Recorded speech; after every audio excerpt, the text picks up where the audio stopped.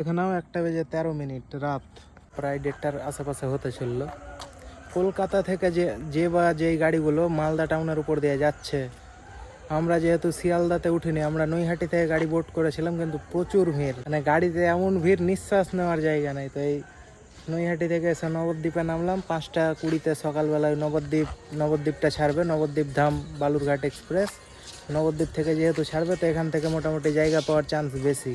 তো ওই গাড়িটাই ধরে মালদা চলে যাব, এই হচ্ছে ব্যাপার।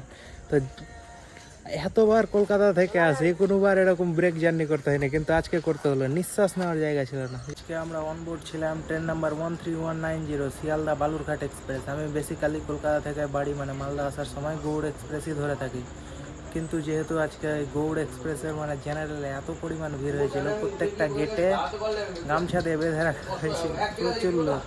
তো কোনো রকমের শিয়ালদা বালুরঘাটটা ধরলাম, ব্রেক জার্নি করলাম নবদ্বীপ অবধি। এখান থেকে ওই নবদ্বীপ বালুরঘাটটা ধরবো, ভোরে ছাড়বে, ওটা ধরে বাড়ি যাবে।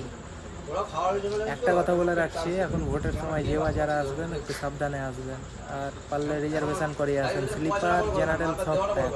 বালুরঘাট শিয়ালদা যে গাড়িটা ছিল পুরো একদম প্যাক, নিঃশ্বাস নেওয়ারও জায়গা ছিল না, আর গরম প্রচুর এদিকে। যাই হোক।